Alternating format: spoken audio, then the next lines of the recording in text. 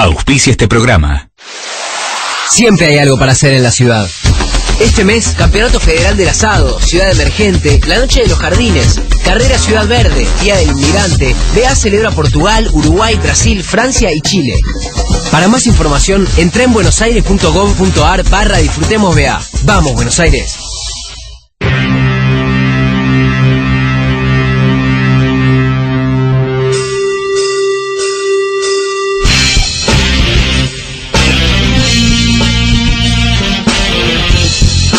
Si no aceptás que te digan qué tenés que pensar,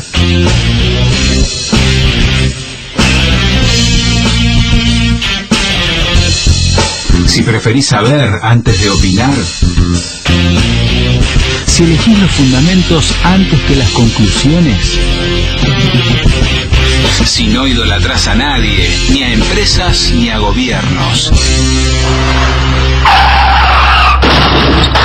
me parece que estás a contramano. A contramano.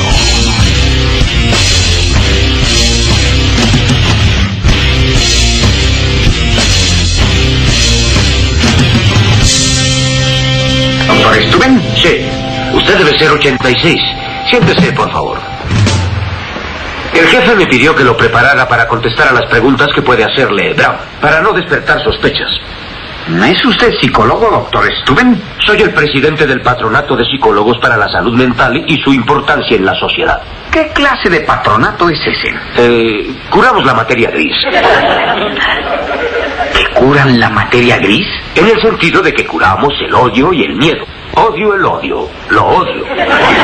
Bien. Veamos cómo responde a la prueba de asociación de palabras. Voy a decir una palabra y usted responderá con la primera palabra que se le ocurra. ¿Está listo? Hombre. Mujer. Negro. Blanco. Ganar. Perder. Muy bien. Muy mal. Alto. Siga. No. Sí. No. Ahora sí. Ahora no.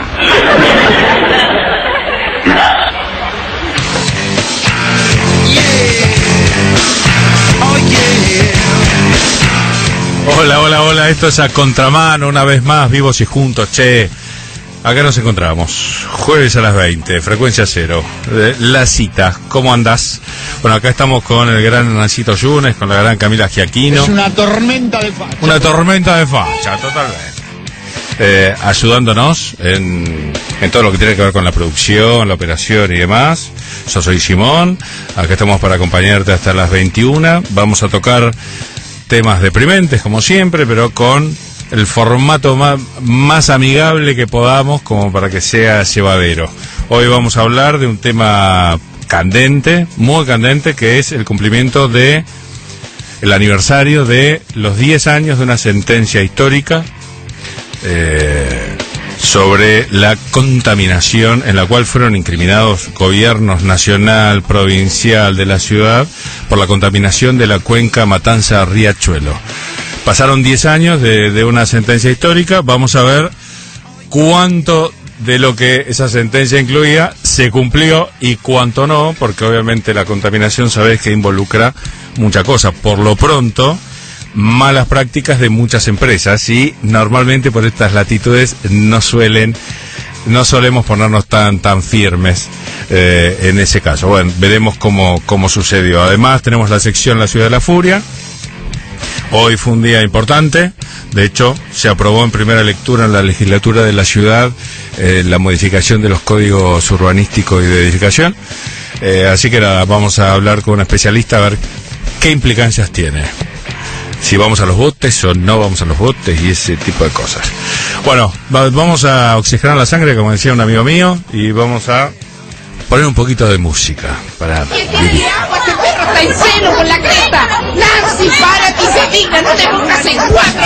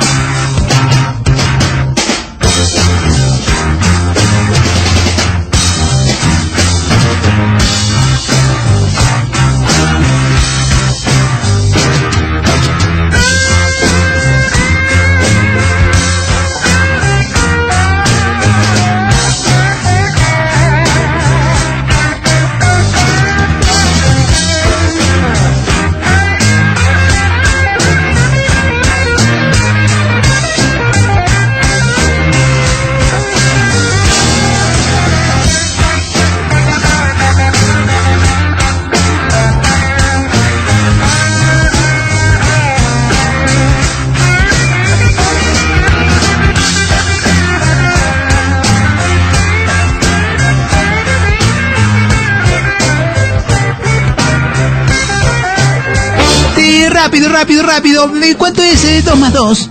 5. Ay, Dios. ¿Cómo 5? ¿Qué preferís? ¿Velocidad o precisión? A contramano. ¿Cómo le vamos a mentir a la gente? Está bueno que la gente se exprese, participe, que opinen, que digan, está bueno. Hay que decir la verdad. Este es un cambio en la Argentina.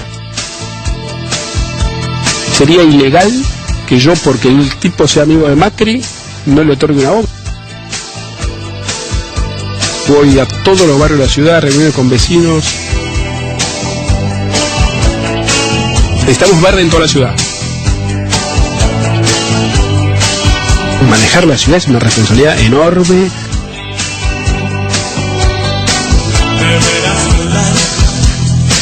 Por la ciudad de la furia. Hemos aquí en la sección La Ciudad de la Furia. Vamos a hablar de este tema tan importante, los códigos urbanísticos de edificación. Para ello lo tenemos en línea a Jonathan Valdiviso, amigo de la casa, del Observatorio del Derecho de la Ciudad. ¿Cómo estás, Jonathan? Te habla Simón y acá conmigo Camila Giaquino. Buenas tardes, ¿cómo están? Todo muy bien, ¿vos? Muy bien, también. Bueno, Jonathan, hace unas horas entonces la legislatura porteña, tenemos entendido, aprobó este proyecto del Código Urbanístico y el Código de Edificación, con 34 votos a favor, 20 en contra y 6 abstenciones en primera lectura. ¿Qué quiere decir esto, que aprobaron un proyecto en primera lectura? En la Constitución de la ciudad, para ciertas temáticas, en este caso para los códigos de planeamiento, edificación, código ambiental, establece un sistema de sanción de leyes complejo, ¿no? Generalmente el resto de las leyes se sanciona, es decir, el cuerpo legislativo trata el proyecto una vez, lo sanciona y queda aprobado como ley. En estos casos complejos, que se llaman procedimientos de doble lectura, la legislatura tiene que aprobar una primera vez, una primera lectura, luego convocar a audiencia pública y luego, después de la audiencia pública, de acuerdo a las intervenciones ciudadanas, la legislatura ratifica, modifica o rechaza el proyecto, ¿no? Tiene que tener un segundo tratamiento. Si lo aprueba en esta segunda lectura, recién el proyecto adquiere vigencia como ley. Es como si fuese un procedimiento de un parlamento bicameral, solo claro, que son los mismos legisladores, ¿no? En el Congreso tratan los diputados y luego el Senado, o al revés, Senado, diputado. Bueno, acá son los mismos legisladores que actúan 2 veces con una audiencia pública en el medio. Como bien decías, el día de hoy a las 5 de la tarde puntual se aprobó este código urbanístico y el nuevo código de edificación, porque en la ciudad estamos discutiendo no solamente una planificación macro de la ciudad, sino también cuestiones mínimas, como por ejemplo el tamaño de las viviendas, cómo se van a construir las nuevas viviendas a futuro, ¿no? Que se implique es lo que regula el código de edificación. Lo que nosotros vimos esta tarde, como bien decías, únicamente este proyecto tuvo los votos, ni siquiera de Cambiemos, sino del PRO y de la coalición cívica, ya que los radicales, cuando ustedes suban más, se abstuvieron, no acompañaron el proyecto que sí votaron los diputados del PRO y de la coalición cívica. Y eso implica para nosotros una victoria pírrica del PRO, ¿no? Porque hace 2 años que ha presentado este proyecto, hace 2 años que viene intentando convencer a la ciudadanía y a los diputados, y no logró que ningún diputado que pertenezca a otra fuerza los apoyara, no logró que ninguna asamblea, ni organización de vecinos, ni organizaciones sociales apoyaran este proyecto, y tampoco logró que instituciones lo apoyaran, ¿no? Quedaron en un proyecto en soledad. ¿Y por qué recalco esto? Porque estos proyectos que regulan la planificación de la ciudad tienen que ser, o siempre se ha concebido en la política, que son proyectos que tienen que ser apoyados por un gran abanico de actores políticos, ¿no? Tantos de la sociedad civil como el partido político. Tiene que haber un consenso para avanzar en una nueva planificación.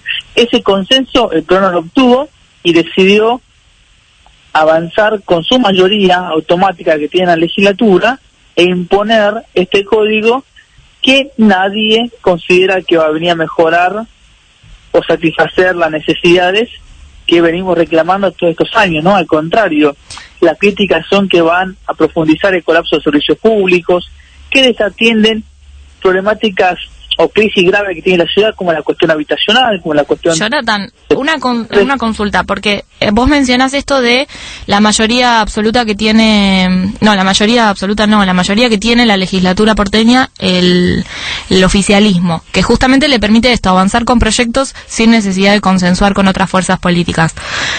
Y vos mencionabas también el tema de la audiencia pública, que tiene que ser ahora entre primera y segunda lectura. Pero por lo que ustedes estaban diciendo desde el observatorio, recalcaban justamente que el tratamiento de este proyecto era ilegal justamente porque no se había hecho esta audiencia pública previa, que es obligatoria según el artículo 63 de la Constitución de la ciudad. ¿Cuándo debe ser la audiencia pública? ¿Debe haber una antes de la primera lectura, una entre lecturas? ¿Cuándo se prevé hacer esta audiencia pública? ¿Cuáles son los pasos para hacer esta audiencia? La Constitución establece que se deberían realizar 2 audiencias públicas, ¿no? Sí. No sé, históricamente, desde que asumió este gobierno, la primera audiencia pública del artículo 63 nunca la aplicó. Hizo como que ese artículo constitucional, porque de la Constitución de la ciudad, sí, se aplicara, ¿no? Es como que eliminó, por voluntad política, el artículo 63, acompañado por la justicia que... viene disciplinada en esa línea junto con el gobierno. Pero ¿ustedes iniciaron acciones judiciales por esta infracción? Exactamente, nosotros y por esta acción judicial que iniciamos, el tratamiento del Código Urbanístico tuvo suspendido un par de semanas. La Constitución dice una audiencia pública, literal, antes del tratamiento legislativo, ¿no? Antes que la legislatura comience a tratar un proyecto, tiene que convocar la audiencia pública. ¿Cuál es el sentido de esto, o el espíritu de esto? Que cuando la legislatura comienza a tratar un tema de importancia, como establece la Constitución, ya llegue con una intervención ciudadana, ciudadana sobre ese proyecto. ¿Y por qué luego pensás que no le dieron, perdón por la interrupción, por qué no se expusieron con algo tan simple de hacer como una audiencia pública? Porque en verdad el resultado no es vinculante, obviamente afirmo para que me corrijas, pero suena una tontería porque no tiene riesgo para su intención. Sí, uno podría, nosotros que vemos que impulsaban la participación ciudadana, vemos que no tiene riesgo, ¿no? Al contrario, que es una instancia que cualquier gobierno debería estimular. Pero de la perspectiva del PRO... No, visto con ojos cínicos, digo, como claro, el resultado no se puede tomar en contra de ellos. Ellos trataron de avanzar con este código en forma secreta, en un momento, ¿no? Que tuvieron que ir a la justicia para que lo hagan público y hagan reuniones participativas. Reuniones que terminaron siendo puramente formales. ¿Qué es lo que ellos quieren impedir? Que este código tenga difusión, y que la única difusión que tiene sea la mirada de ellos, ¿no? Que van y mienten a la prensa que va a ser un código sin torres, por ejemplo, cuando eso es mentira. Que es un... Sí, hoy estaba leyendo una nota en Clarín, justamente decía eso. Sí, hablaba de que se intentan evitar estas torres sorpresas en barrios residenciales o de casas bajas, y que por eso modificaron los tipos de altura, que se reducen de 27 tipos de alturas a 6 tipos de alturas, ¿puede ser? Sí, después hay una letra chica que, por ejemplo, el completamiento de tejido, ¿no? Entonces ellos dicen, limitamos las alturas, no va a haber torres, pero flexibilizan el completamiento de tejido. Entonces, antes para vos hacer un enlace, una torre alta por la persistencia de otras torres, necesitabas tener una parcela en el medio de 2 torres. Ahora lo flexibilizaron y necesitas una sola torre y puedes hacer una torre a ambos lados. Entonces, lo que antes podías hacer una nueva torre entre 2 torres, ahora podés hacer 2 torres porque ya es una. Con una torre generas 2, digamos, ¿no? Sería esa la cuenta que ellos hacen. Vos encontrabas una... Con 2 torres generabas una nueva. Exacto. Ganancia pura, ¿entendés? Me está mirando Cami. Sí. Dale, continúa. Los vecinos de Porredón hicieron un estudio y a ellos en su barrio le permitían, con esta flexibilización de completamiento de tejido, construir 260 torres nuevas. Sí, hablaban también algo de las esquinas enanas, que no queden esquinas de casas bajas cuando el resto de la manzana son todas torres, por ejemplo. Mira, los argumentos que da el gobierno, a ver, cuando uno veía, ¿no? Cuando empezaron a presentar el código urbanístico, decía no queremos esquinas enanas, no queremos que se vea las medianeras sin tratamiento de fachada, es decir, esas medianeras blancas. y todos nosotros nos mirábamos diciendo, a ver, la problemática de la ciudad son otras, ¿no? Nos inundamos, se cortan los servicios públicos, no tenemos escuela, no tenemos educación, no tenemos... La ausencia de ley de alquileres, sí. Claro, no tenemos regulación del mercado. Sí, es una preocupación, no es una preocupación de los porteños si las medianeras quedan blancas o si las esquinas son enanas. ¿Y por qué creen ustedes desde el Observatorio de la Ciudad que estos dos nuevos códigos van en contra de esas preocupaciones que son más verdaderas, por así decirlo, que si las esquinas son enanas o no? Porque no traen herramientas para solucionar esos problemas. El código urbanístico tendría que ser la herramienta jurídica para operativizar el plan urbano ambiental de la ciudad, ¿no? Para operativizar la planificación de la ciudad. Y la planificación de la ciudad trae varias directrices que no únicamente trata sobre qué yo puedo construir en mi parcela como propietario, sino que justamente trae un abanico de directrices que tienen que ver con los espacios verdes, lo público, la educación, el comercio, la economía. Bueno, el código urbanístico es la herramienta jurídica para que eso se implemente. Si este código urbanístico no trata de eso y únicamente regula la capacidad constructiva de la parcela, no está brindando herramientas para proteger los derechos y satisfacer las necesidades que se vienen denunciando, ¿no? Se transforma en vez de un código urbanístico en un código inmobiliario, con el único interés es regular la capacidad constructiva de las parcelas para los desarrolladores inmobiliarios, y regulación que habilita mayor capacidad constructiva que la que existe actualmente. Bueno, vinculado a eso, ustedes desde el observatorio decían que esta intención de mezclar los tipos de barrios, o sea, que no haya barrios exclusivamente residenciales o exclusivamente comerciales o de oficinas, ¿por qué eso beneficiaría el negocio inmobiliario? Hay dos líneas que de argumentativas de ellos de este código, ¿no? Dos ejes arquitectónicos. Uno es eso, lo que decías vos, la mixtura de usos, ¿no? Que en los barrios se mezcle las residencias y los comercios. Y lo segundo es la eliminación del FOT, el factor de ocupación total, que sería eliminar los límites de cuántos metros puedo construir por parcela. Con respecto a la mezcla de usos, es una buena orientación de la planificación, pero eso necesitas muchas herramientas para compatibilizar los comercios y las viviendas. Por ejemplo, ¿qué está pasando en San Telmo ahora, no? Que era un barrio residencial, claro, sectores, y se están llenando de comercios. Bueno, allí hay una confrontación de distintos estilos de vida y actividades de las familias. Sí, lo mismo en Caballito, por ejemplo. Claro, entonces, para eso vos necesitas herramientas que no sea únicamente dejar librado al mercado, sino ámbito de regulación entre vecinos, digamos, que se puedan sentar los vecinos a hablar la cantidad de horas que pueden trabajar, o que pueden cortar la música o la atención al cliente, que vean la cantidad de comercios que puede haber en una zona. No es lo mismo que se habilite 1 o 2 comercios que se habiliten 50 en esa zona. O sea, son muchas particularidades que ameritan una regulación particular o herramientas participativas para resolver esos conflictos. No únicamente habilitar la mixtura de uso, porque eso que genera que se valoricen los inmuebles, que haya algunos ganadores que son los locales que van a poder negociar, que hayan perjudicados que son las viviendas que van a terminar siendo residenciales. Claro. Y decime, Jonathan, ¿qué perspectivas ves en este tema? ¿Sos optimista, pesimista? Creo que soy bastante pesimista en el sentido de que no creo que haya un cambio de voluntad o de perspectiva del gobierno en relación a la planificación, en relación a este código.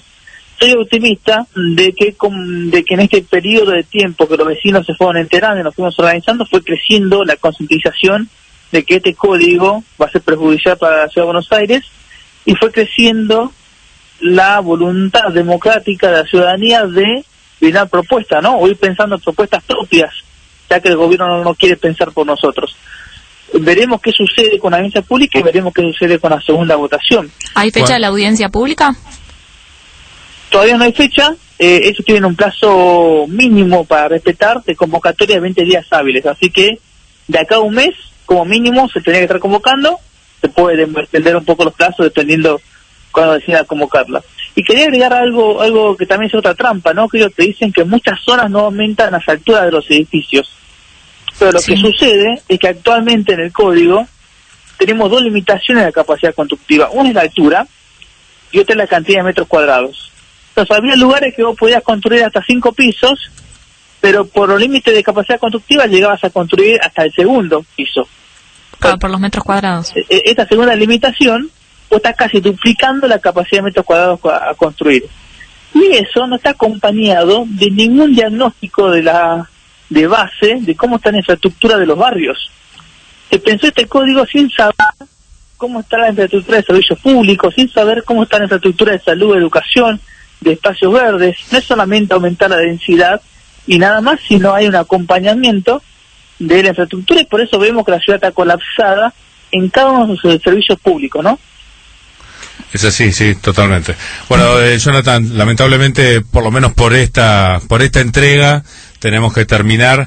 Pasarle, por favor, a la gente las direcciones como para que se informen un poquito más y acompañen tu propuesta. Nosotros tenemos una página web que nos pueden contactar por allí, que es observatoriociudad.org, que vamos, bueno, justo me imagino que este próximo mes va a ser muy intenso en relación a brindar información del contenido del nuevo código, de charlas que vamos a realizar y asambleas que convocaremos a nivel barrial. Perfecto. Muchas gracias por haber charlado con nosotros y que tengamos todos los éxitos. Muchas gracias por el espacio. Hasta luego. Chao, hasta luego, un abrazo.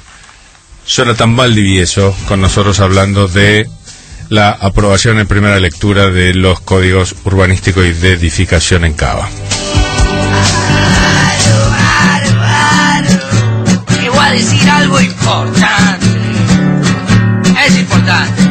Primordial, muy necesario. Escuchá A Contramano. Hablamos de cosas re importantes. A Contramano.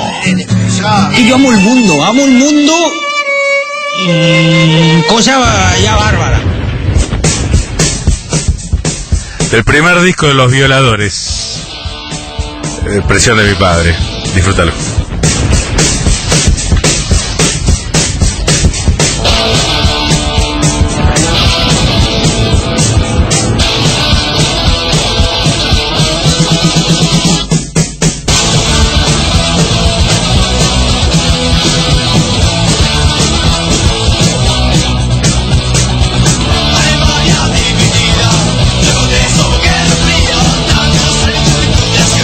Para llegar a la boca del tronco.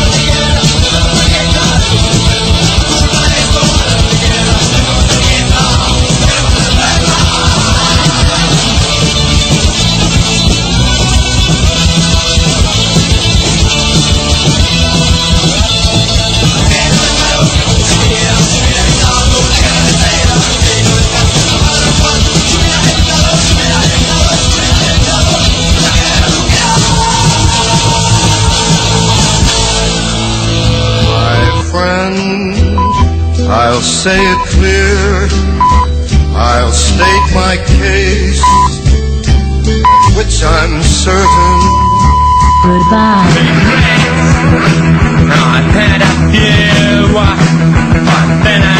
Frecuencia cero. Clásico. Mejorado.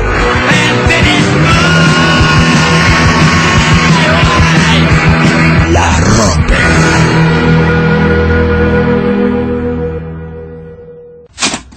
El gobierno de la ciudad nos quiere silenciar, no solo a nosotros, sino también a los vecinos.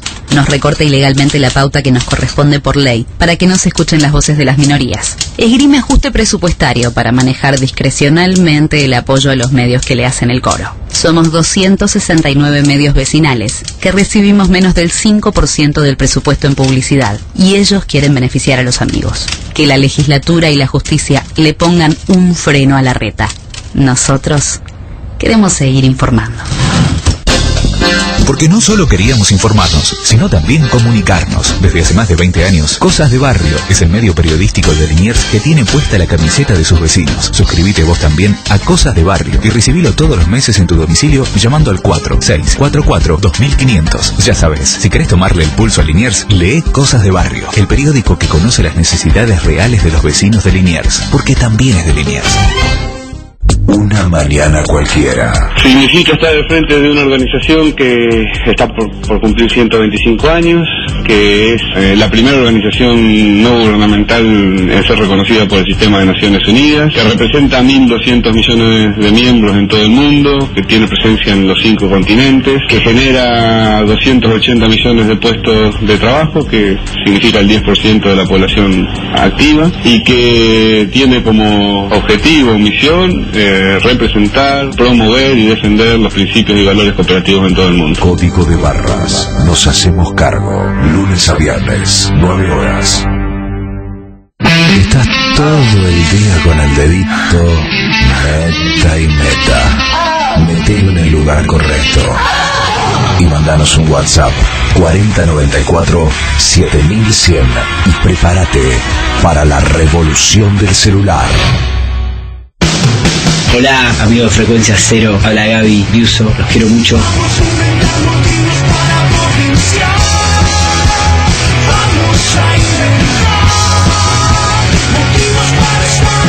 Frecuencia Cero, 92.5, la rompe. A contramano.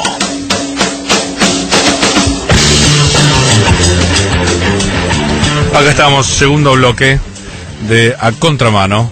Vamos a hablar de el 10º aniversario reciente de una sentencia histórica de la Corte Suprema de la Nación, de Justicia de la Nación, y para hablar de todas sus consecuencias, estamos con un amigo de la casa, con Luis Duacastela, secretario adjunto al Ministerio Público de la Defensa de Cava.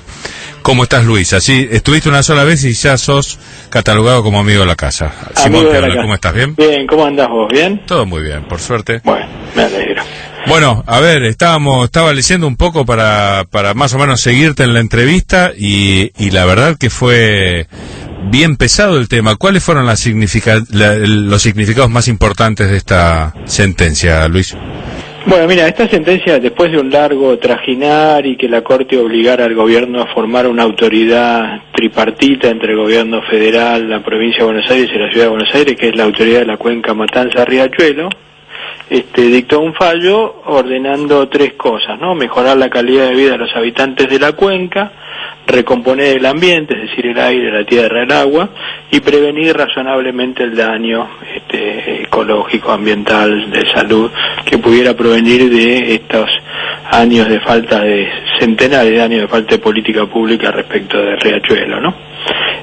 Ahora, para entrar en un contexto, para que la gente que nos esté escuchando entienda, la cuenca del río Matanza-Riachuelo tiene 80 kilómetros de largo, pasa por 14 municipios y todo el costado sur de la ciudad autónoma de Buenos Aires, y cubre 2.500 kilómetros cuadrados donde viven 5 millones de habitantes, es decir, el 12% de la población del país.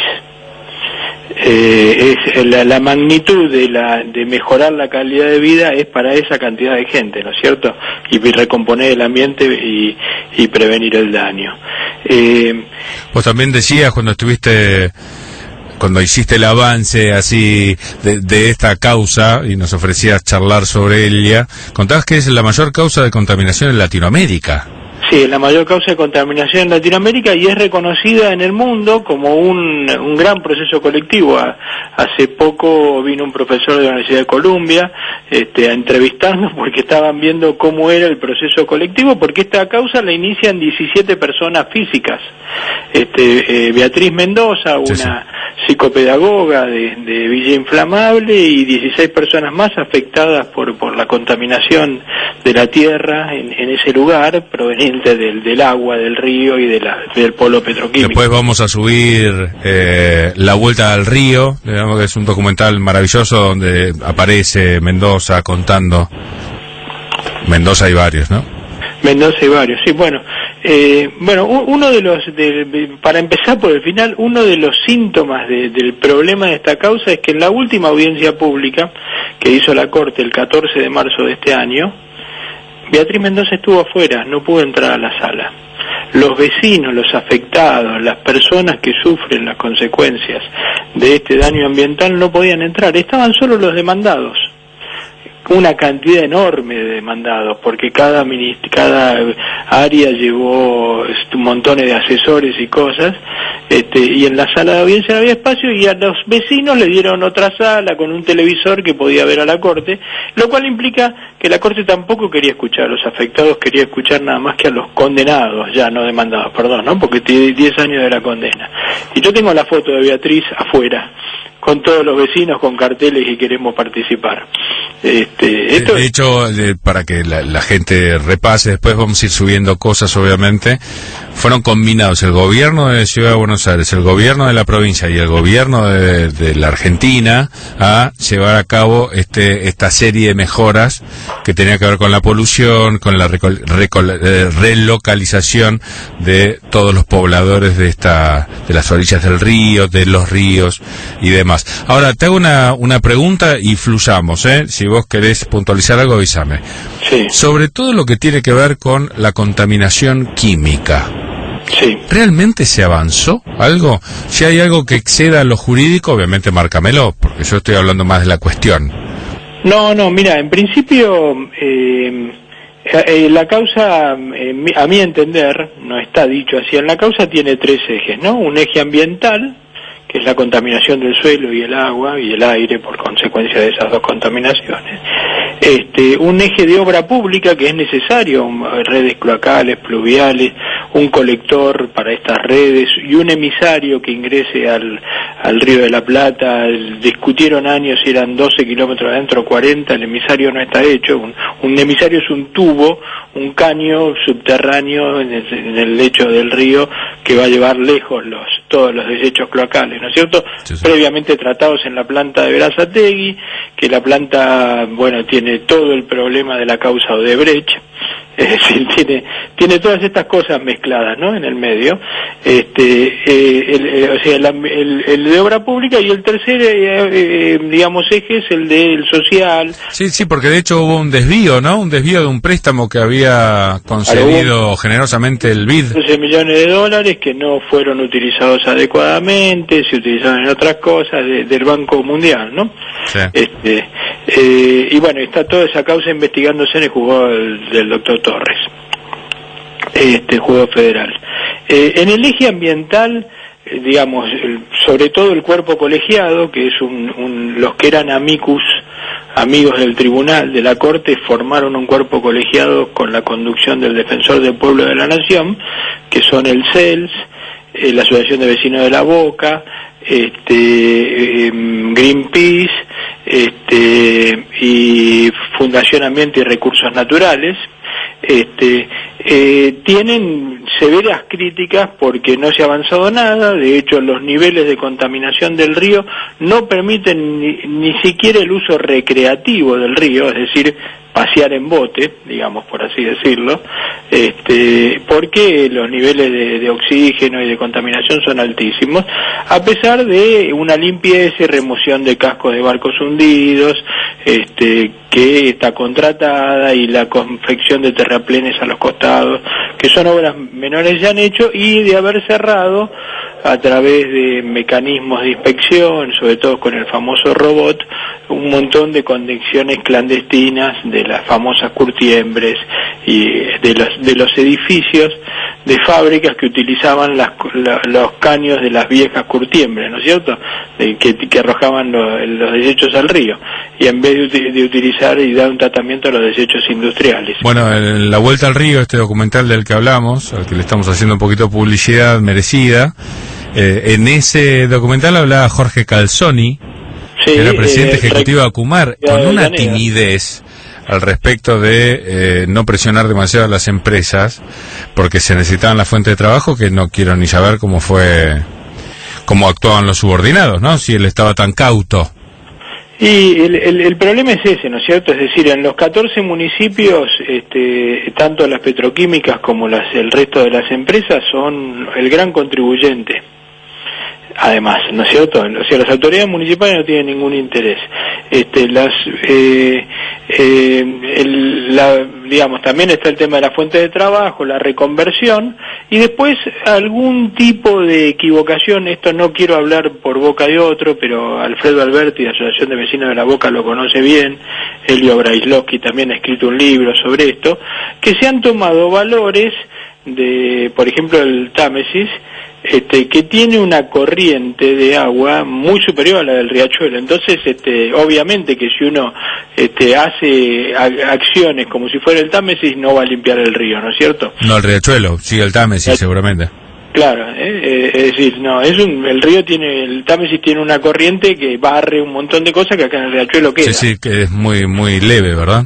Exactamente. Estoy lejos de ser un experto, pero eso es lo que... No, y tiene corriente en contra con la sudestada. Es decir, hay cosas que se han hecho mal, digamos, ¿no es cierto?, desde lo ambiental y eso, pero no es mi fuerte, ¿no? Yo en la causa intervengo en representación de los vecinos de la Ciudad Autónoma de Buenos Aires, afectados, que necesitan ser relocalizados, un sector, y otro sector reurbanizados, es decir, mejoradas las condiciones, cloacas, pluviales, de los asentamientos, ¿no?, que hay.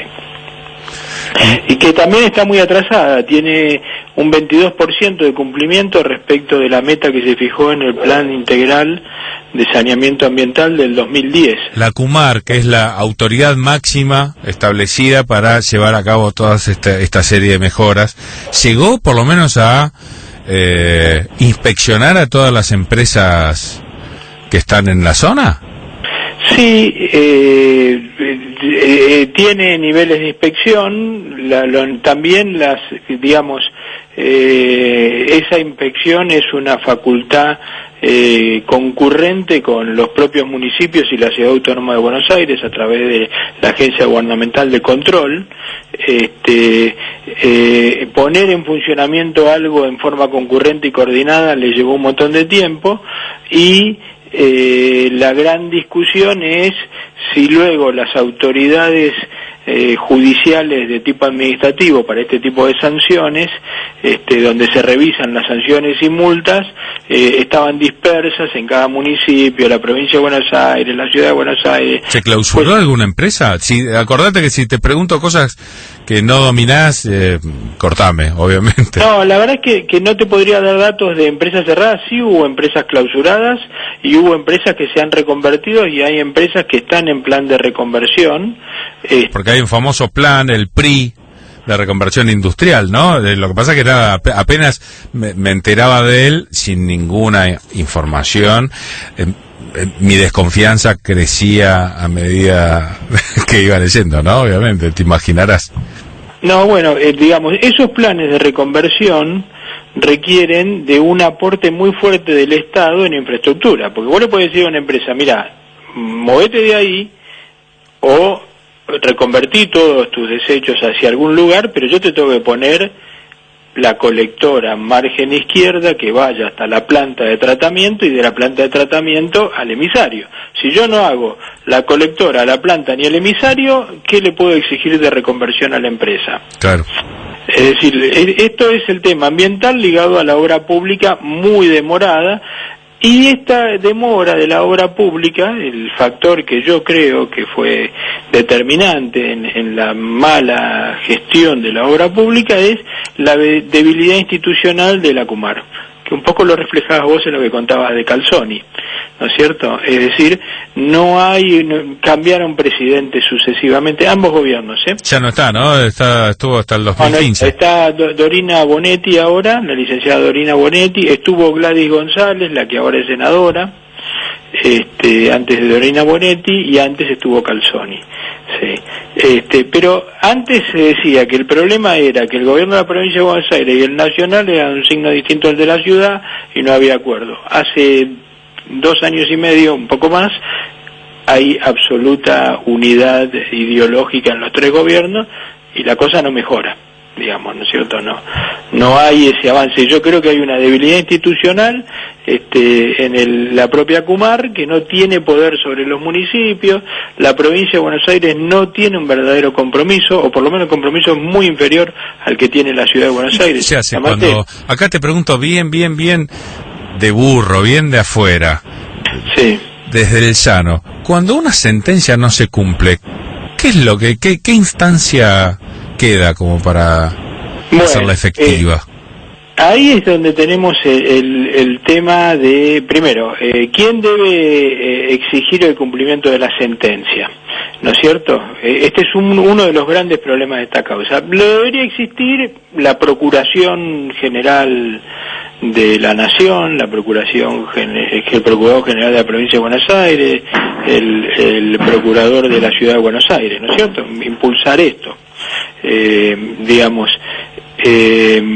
Contra la Kumar, o exigirlo, ponerlo, pero a su vez es socio del que, digamos, es uno de los socios de la autoridad que está condenada, ¿cierto? O sea, el Ministerio Público Fiscal, digamos, federal, que ante el juzgado de ejecución, que es el juzgado de Morón, el del doctor Rodríguez, podría ser otro que lo exige, y sobre todo los que están poniendo en agenda los incumplimientos ante el juzgado son los vecinos.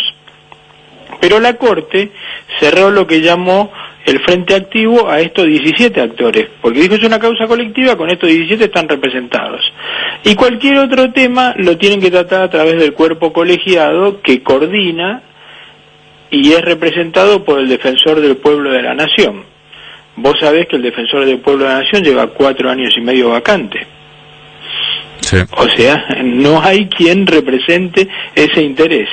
Nosotros estamos presentando a los vecinos, hicimos un acuerdo con la Defensoría General de Nación por el cual la asistencia jurídica y patrocinio de los vecinos de la ciudad la damos nosotros, la Defensoría General de la Ciudad, y ellos le dan la asistencia jurídica y patrocinio a los vecinos de los 14 municipios de la provincia de Buenos Aires.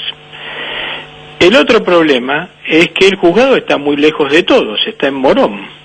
Imagínate un vecino afectado por contaminación de villa inflamable viajar a Morón por un reclamo, ¿no? Acceso a justicia, cero. Entonces, esta situación ha llevado a, digamos, a un bajo cumplimiento de la sentencia. Tengo que reconocer que en el Juzgado Federal de Morón atienden a todos los vecinos, tienen sensibilidad en esto, es un juzgado con competencia penal, que ahora tiene una múltiple competencia ambiental, social, digamos, una secretaría especial tiene para esto, y tiene que construir una causa colectiva sin una ley que reglamente el ejercicio de las acciones colectivas. ¿No es cierto? Hay apenas una acordada de la Corte sobre esto.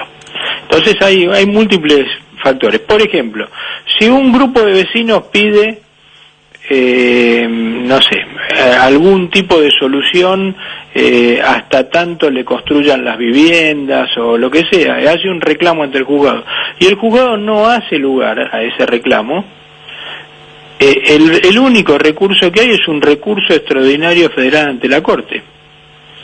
nosotros promovimos 5 recursos extraordinarios federales, y 3 de ellos fueron resueltos por considerarlos abstractos, porque en los 3 años que tardaron se solucionaban esos problemas. Entonces, realmente hay un problema en la ejecución de esta causa, que es la falta de participación activa de los afectados en la gestión de la causa, ¿no es cierto? Debería buscarse mecanismos más adecuados de participación en la causa. Yo no quiero hablar muy técnicamente, ¿no es cierto? Obvio. Participación procesal. Pero digamos, los vecinos, ¿cómo hacen para ser escuchados para el juez y para que el juez se lo resuelva de manera más o menos inmediata, sin largo traslado, sin dificultades burocráticas? ¿Y cómo hace el juzgado para administrar esos reclamos cuando tiene 15.000, 18.000, 22.000 familias que están en esta situación con distintos reclamos? A algunos le falta infraestructura, a otros le faltan servicios, a otros le faltan vivienda, a otros le faltan... Obvio, no, y aparte, no en vano se llegó a este punto de contaminación en esa zona, es decir, todos los factores que llevaron a este punto siguen operando, es decir, con sentencia o sin sentencia, a las empresas les sigue interesando producir, siguen con la misma conciencia. En un momento en el documental del Calzoni hablaba de la conciencia empresaria, ¿no? Y yo también decía, pero ¿por qué tendrías que apelar a eso si en realidad tenés las leyes de tu lado, digamos? Sos como el sector ejecutivo que hace que las leyes se cumplan, ¿no? Pero bueno. Te vuelvo a insistir en lo mismo, no solo es responsabilidad de los empresarios, sino que hay un déficit de infraestructura para evitar que esa contaminación ocurra. No, totalmente. Sí. Es decir, no. No, igual, sí, fui escaso en la descripción. En realidad, todo lo que pasó con los empresarios pasó con anuencia de los gobiernos, ¿no? Claramente. Exactamente. Entonces, bueno, esta es la situación a 10 años, ¿no es cierto? Solo el 22% de las familias han logrado una relocalización. Es otro capítulo si las relocalizaciones fueron bien, mal. Han mejorado mucho en la ciudad de Buenos Aires en los últimos 2 años, pero la verdad es que los primeros 7 años de gestión de la causa casi no había viviendas para esta gente, y por otro lado quedan 2 cosas pendientes, ¿no es cierto? El mientras tanto, porque si yo fui condenado por contaminación ambiental, Estado, yo tengo que hacer algo para disminuir el riesgo de contaminación actual de los chicos. Un chico que tenía 5 años cuando salió esta sentencia, hoy tiene 15 y vivió 10 años más contaminados con plomo, arsénico y todos los componentes que hay en la tierra y en el aire y en el agua, sin agua potable, sin cloacas, y probablemente se tenga que dar 3 o 4 más, y yo no sé si la deuda del Estado no va a ser una mochila de oxígeno de esta persona cuando tenga 60. Altamente probable. Claro. Entonces, exactamente probable, sí. Entonces, ¿cuál es la política del mientras tanto? ¿No es cierto? ¿Hay un seguimiento de los temas de salud? No lo hay. ¿Hay centros adecuados para el tratamiento? ¿Hay propaganda para concientizar a la gente de que vaya a controlarse y hacerse análisis? No lo hay.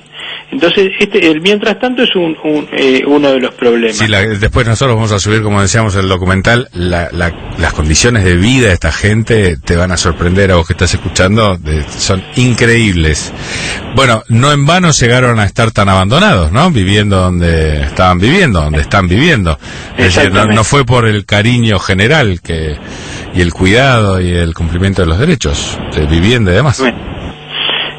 Por eso, además de ser una causa ambiental, ecológica de la más importante de Latinoamérica, es una causa social. Sí. La causa social más importante de la Argentina, por lo menos. Yo no sé en el resto de Latinoamérica qué pasa con causas sociales, ¿no es cierto? Pero realmente lo que se está haciendo, y la responsabilidad del juez de ejecución, que es Rodríguez, y de la Corte, es también el problema social. Por eso mi molestia y mi desagrado de que los afectados por esto no tengan una participación en la audiencia, aunque sea un representante de todos ellos, ¿no es cierto? Que les diga a la Corte qué piensa, ¿no? Es decir, los vecinos acuñaron una frase en la Ciudad de Buenos Aires que dice: queremos ser parte de la solución, no el problema. Es decir, ellos son personas, quieren actuar como sujetos. Totalmente. Bueno, Luis, lamentablemente el tema era obvio, un tema tan gordo, se nos iba a escurrir entre las manos rápidamente, ya estamos llegando al final. ¿Algo que quieras agregar, que no haya salido en la charla? No, en particular nosotros hemos constituido, entre todos, hemos constituido una mesa interinstitucional, que está la Procuración de la Nación, la Defensoría General de la Nación, nosotros la Defensoría de la Ciudad, la Defensoría del Pueblo de la Ciudad, las Defensorías del Pueblo de cada uno de los 14 municipios, y la Procuración de la Provincia de Buenos Aires, para discutir por fuera del expediente las soluciones que podemos lograr a través de acuerdos, mesa de trabajo, mesa de diálogo, reuniones con intendentes, apoyo de universidades, para poder darle a esta causa, o sea, salir del Código Procesal para entender que esta causa es una causa de diálogo, de construcción, ¿no es cierto? Hemos tenido 3 reuniones, han sido muy productivas, hemos logrado algunas soluciones, con lo cual estamos bastante esperanzados de poder lograr algo, ¿no? De acelerar el proceso de esta causa. Totalmente, bueno, que así sea. Muchas gracias por haber charlado con nosotros, Luis. No, gracias a ustedes por escuchar este tema. Quizás sea un poco pesado el tema, pero es muy interesante que nos consulten. Absolutamente. Un abrazo grande, muchas gracias. Hasta luego, adiós. Acabamos de hablar con Luis Duacastela, secretario adjunto del Ministerio Público de la Defensa de la Ciudad de Buenos Aires. Si no pensás, alguien lo va a hacer por vos. A contramano. Información y reflexión. ¡Espectacular! ¿Hasta cuándo? Con Arnaldo Pérez Manija. Información y noticias para entrar en miedo, pánico y depresión. Shit, get what you need.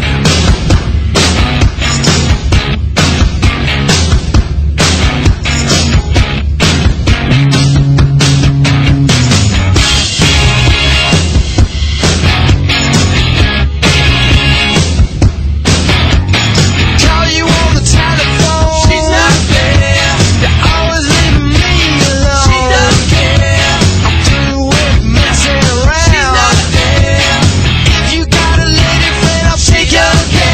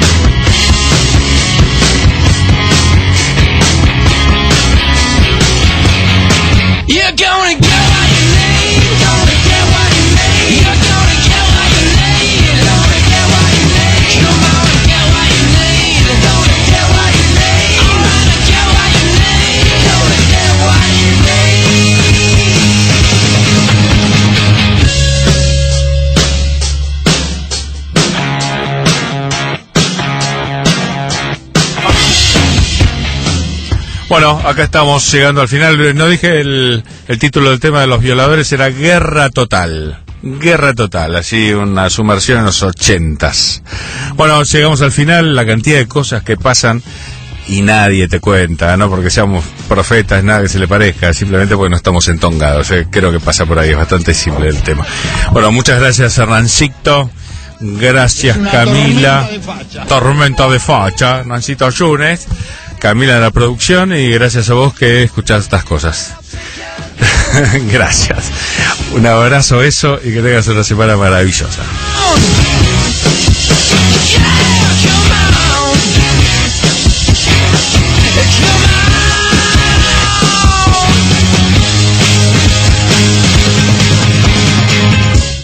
Niños, quiero presentarles a su nueva maestra, la sargento retirada de la Fuerza Aérea, la señorita Barrera. ¡Ay, caramba! ¿Fuerza Aérea? ¿Sargento? ¿Una mujer? Buenos días, tripulación. Me enorgullece estar aquí educando a mi país. Oh.